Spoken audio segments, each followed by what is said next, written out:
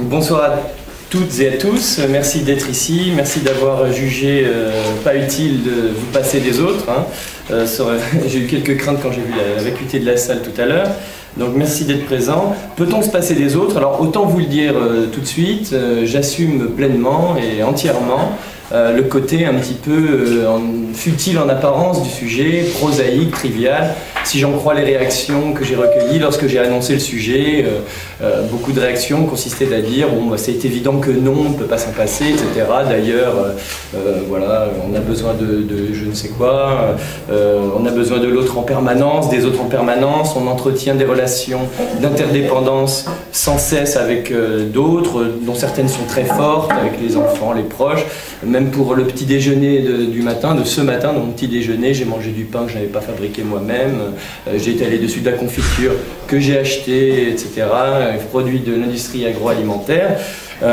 Nous sommes réunis ce soir dans une salle sur des chaises autour de tables qui sont eux-mêmes le fruit de l'industrie et du travail humain.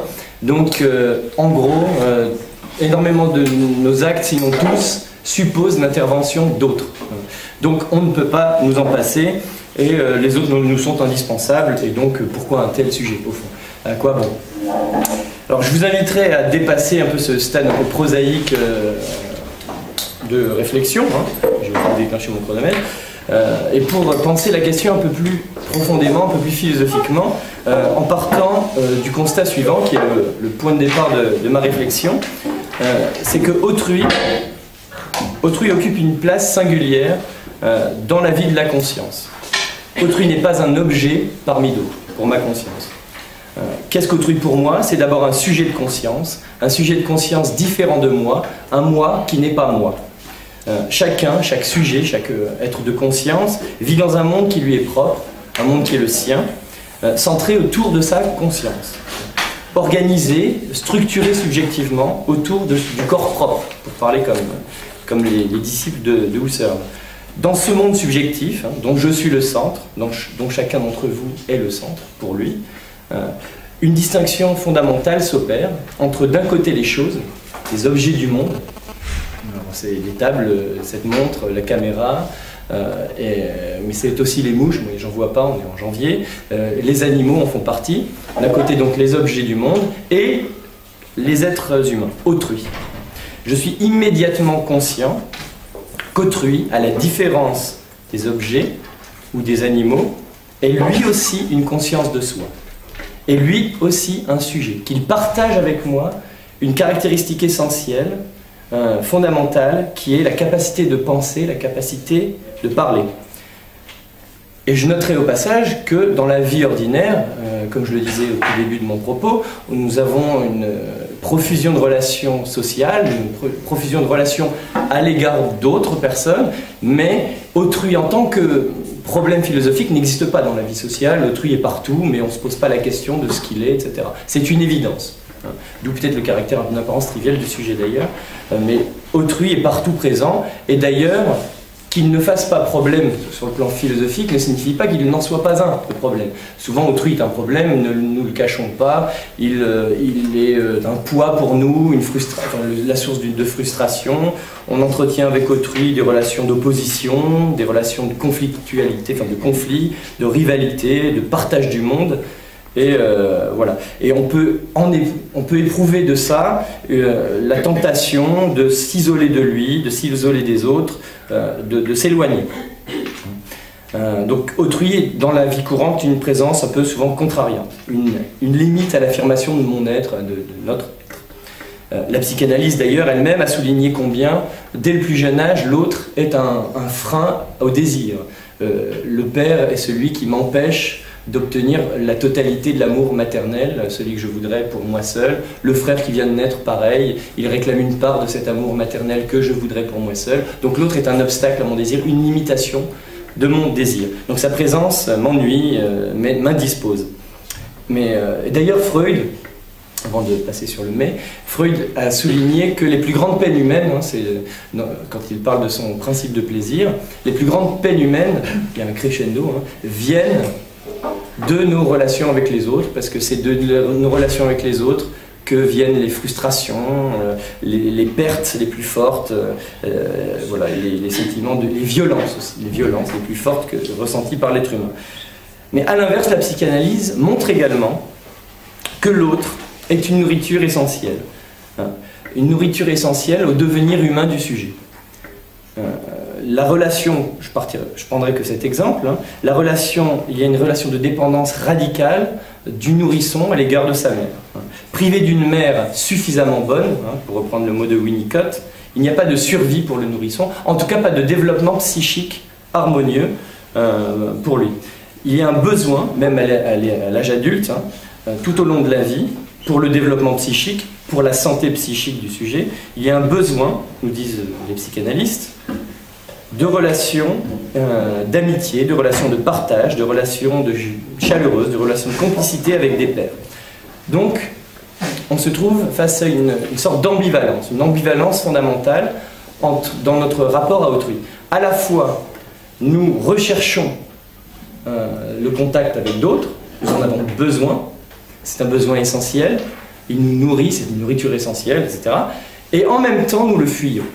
En même temps, nous le fuyons car notre relation aux autres est source de peine, source de frustration, de contrariété, de souffrance.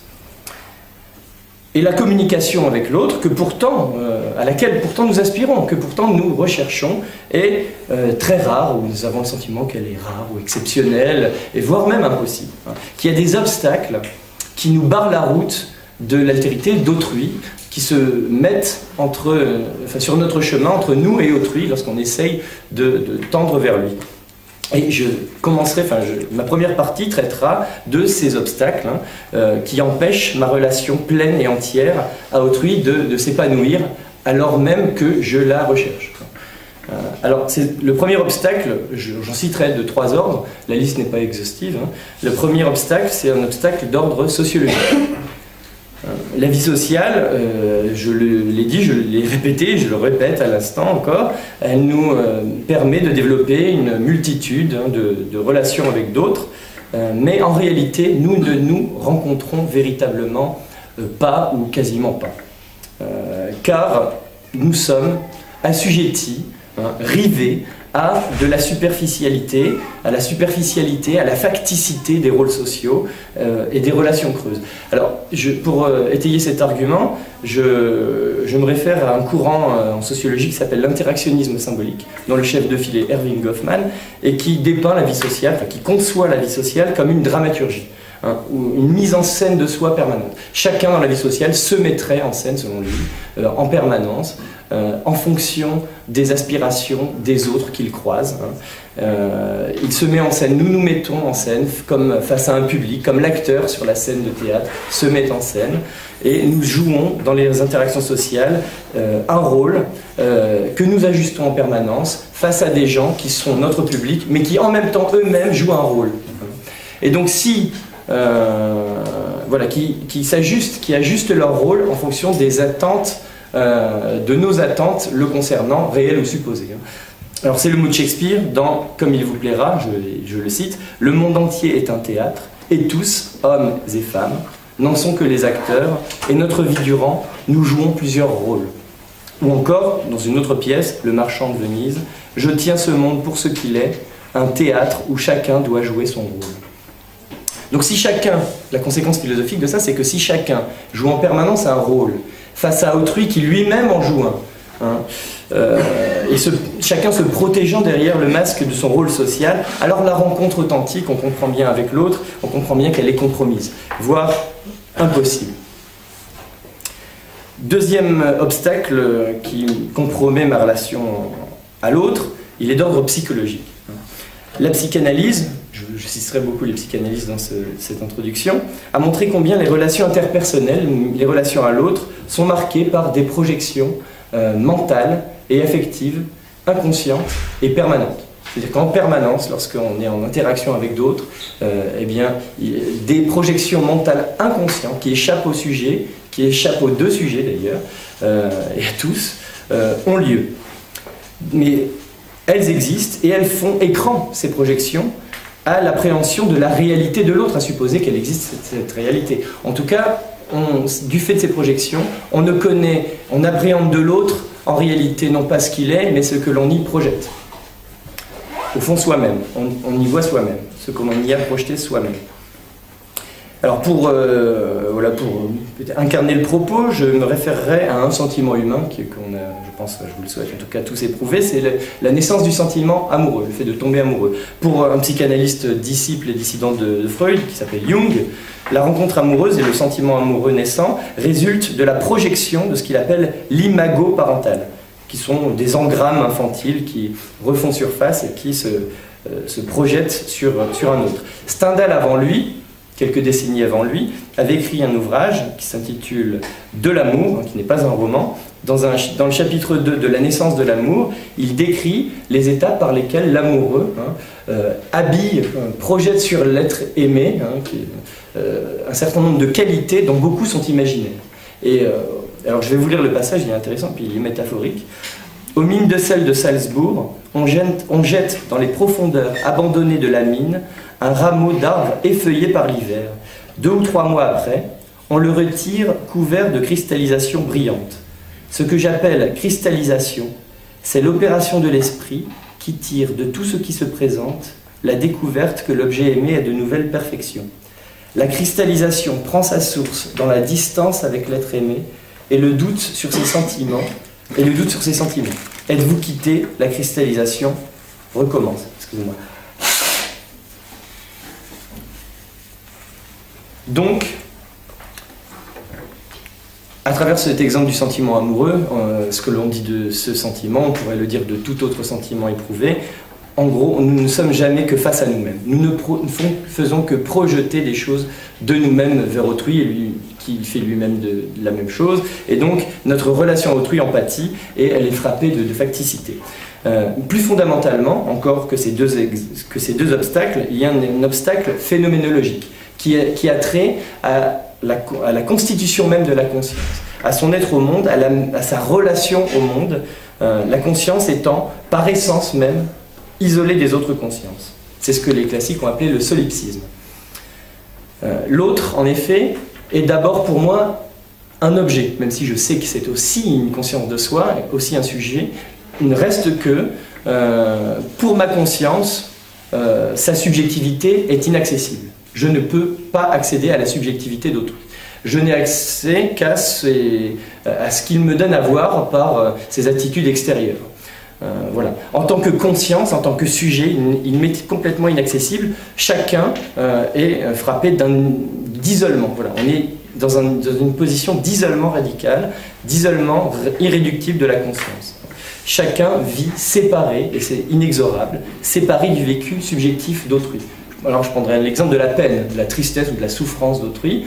On peut voir qu'autrui éprouve de la peine, on le voit par les signes extérieurs qu'il renvoie de la peine qui lui est subjective et qui lui est propre. On voit les pleurs, les larmes, on entend ses sanglots, et sur la base de ce spectacle extérieur, nous en inférons, par un raisonnement analogique, nous pouvons tenter de nous imaginer ce qu'il éprouve, mais en aucun cas nous pouvons éprouver la peine de l'autre. Et cette peine de l'autre, elle nous est complètement inaccessible, radicalement et à jamais. Voilà. Donc on ne peut pas sortir de cet isolement radical de la conscience. On peut essayer, mais c'est uniquement à travers un raisonnement analogique. On se dit, moi, quand je pleure comme ça, quand j'ai des sanglots comme ceci, voilà ce que j'éprouve. Mais voilà, on est quand même toujours en soi-même pour procéder à ce raisonnement. Donc on en arrive à un point de l'introduction où j'ai abordé 3 types d'obstacles qui empêchent au fond de rencontrer les autres et qui nous condamnent à nous résigner et à accepter de se passer des autres au fond. Puisque nous sommes rivés à la superficialité, à la facticité des relations sociales, des masques sociaux. Deuxièmement, nous projetons et nous ne cessons de projeter sur autrui des sentiments qui émanent de nous-mêmes, lequel fait de même en retour. Voilà. Et nous ne saisissons jamais donc la réalité d'autrui, mais ce que nous y projetons. Et troisièmement, de toute manière, la conscience est par essence même dans une posture d'isolement radical, et elle ne peut sortir de son intériorité et accéder à la subjectivité d'autrui. Alors faut-il se résigner vraiment, ou faut-il au contraire soutenir que malgré ces obstacles, pour devenir un être humain, pour devenir un sujet psychique, une individualité, une conscience, et c'est cette thèse au fond, la réponse affirmative à cette question que je soutiendrai dans une deuxième partie. Alors, tout d'abord au plan anthropologique. Je partirai de l'idée que depuis l'Antiquité, des penseurs ont affirmé que l'homme, l'être humain, est un être inachevé, qu'il vient au monde inachevé, de manière prématurée, qui est caractérisée par une faiblesse de l'instinct. Voilà, il y a une faiblesse de l'instinct chez l'homme qui fait qu'il est incapable, seul, pendant de très longues années, d'assumer seul sa subsistance et même sa survie. Il dépend pour sa survie de d'autres personnes. De sa mère, en l'occurrence dans notre société. En tout cas, il est placé de manière absolument nécessaire sous la dépendance des adultes, très longtemps, plus qu'aucun autre animal de cette planète. Et l'homme ne devient humain que si son potentiel d'humanité est stimulé au sein d'une communauté humaine, que si son potentiel d'humanité est stimulé par ce qu'on appelle l'éducation. C'est l'éducation.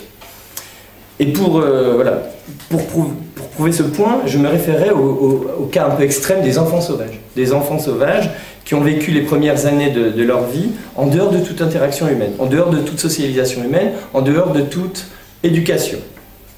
Et qui ont été recueillis de manière tardive dans des sociétés humaines pour être éduqués. Alors, par exemple, Kamala, en Inde, c'est un cas, c'est dans un ouvrage de Malson sur les enfants sauvages. Kamala, en Inde, en 1920, c'est une petite fille qui, lors d'une chasse au loup, après avoir abattu la louve, on découvre deux petites filles en fait, qui protègent la tanière. Elles sont en quatre pattes, elles grognent, voilà, comme les autres louveteaux, elles défendent la tanière. Elles sont capturées et l'une d'elles va survivre. La plus jeune va mourir très vite, l'autre va survivre une dizaine d'années et elle va être emmenée dans un orphelinat pour y être éduquée tardivement. Elle va apprendre, il va lui falloir plusieurs mois pour se redresser. Au lieu de se déplacer à quatre pattes, elle va acquérir la station debout en près d'un an, acquérir une dizaine de mots en plusieurs années. Donc voilà, son éducation ne va pas réussir à compenser le déficit éducatif de départ, du fait qu'elle a vécu les 8 premières années de sa vie en dehors de toute interaction humaine. Donc elle n'a pas pu exploiter, ou en tout cas devenir pleinement humaine, faire advenir son potentiel plein d'humanité, du fait de ce déficit éducatif. Bon, je pourrais prendre un autre exemple, je ne sais pas si j'ai le temps, non. C'est Victor de l'Aveyron, bon bref, je passe, qui est plus connu, dont Truffaut a tiré un film.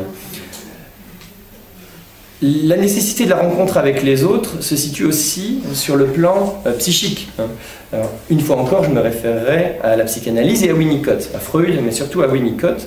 La relation à l'autre est essentielle pour le développement psychique de l'individu, disais-je tout à l'heure, et pour sa santé psychique.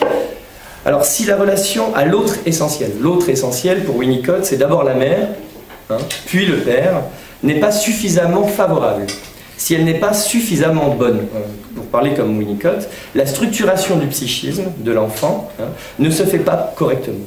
Les relations parent-enfant doivent, pour Winnicott, être donc suffisamment bonnes, à savoir se réaliser dans des conditions propices à l'attachement, mais en même temps, avec suffisamment de distance, de distance pour que l'enfant se sente respecté, soit pris en compte dans son altérité fondamentale, dans son individualité, sa singularité. Il ne faut pas, par exemple, que la fusion première avec la mère soit trop forte. Il faut que la fusion première avec la mère n'empêche pas la relation au père, ni la relation triangulaire.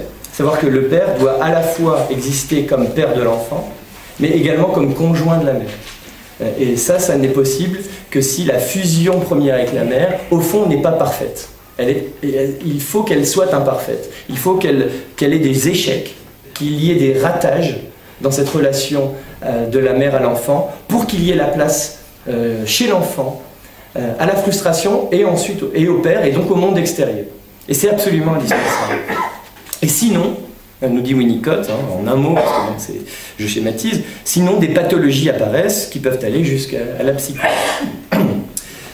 Donc, philosophiquement, on peut affirmer, au vu de ces psychanalystes, de ce que dit Winnicott, que les relations aux autres sont un besoin fondamental, un besoin très profondément humain, et il est essentiel pour devenir humain et pour la constitution psychique du sujet d'avoir des relations avec d'autres et des relations au moins suffisamment bonnes.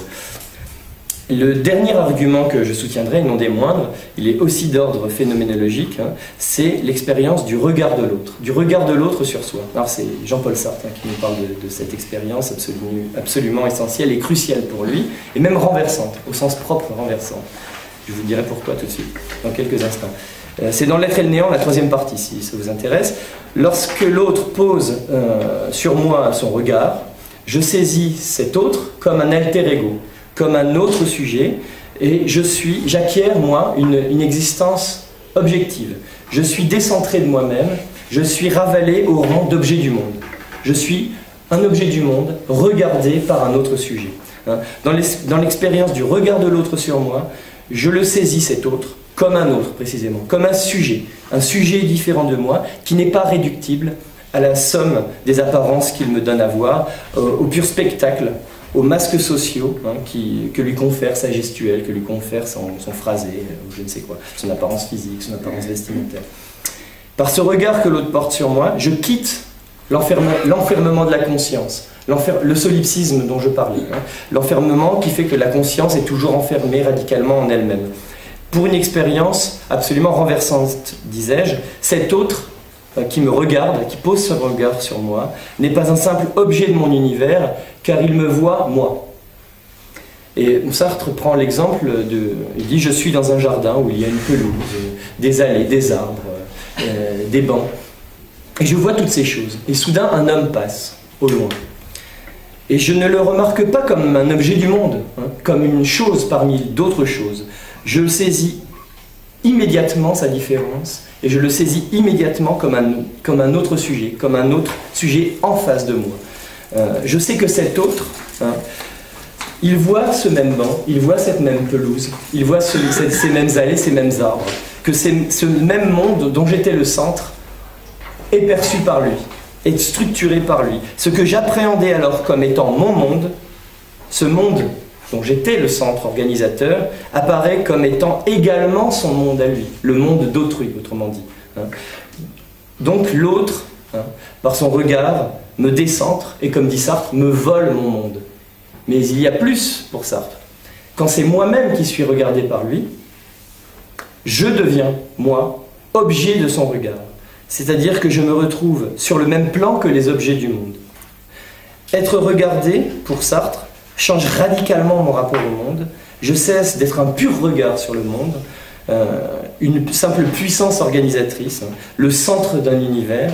Je deviens un autre, je deviens un corps pour un autre sujet qui me voit, qui me regarde, et c'est ce que Sartre appelle une chute. Il s'opère en moi une chute. Voilà. Je subis une chute, je chute dans un corps que l'autre voit, regarde, je deviens un simple élément de son univers à lui. Et je deviens, alors Sartre, pour parler un peu comme Sartre, je deviens un amas de chair rempli de conscience. Et je deviens donc, nous dit Sartre, vulnérable. Et on peut tirer de là le sentiment de la honte, nous dit Sartre, qui se caractérise par le fait de ne plus agir qu'en fonction de l'autre. D'où sa célèbre pensée, je fais vite, l'enfer c'est les autres. C'est le sentiment de l'aliénation. Donc j'en terminerai en disant que l'autre, pour Sartre, donc m'extirpe de l'enfermement radical de la conscience, même si c'est sur un mode conflictuel pour lui. L'autre est un médiateur indispensable entre moi et moi-même, en ce sens qu'il me donne accès au monde commun. Je vous remercie de votre attention.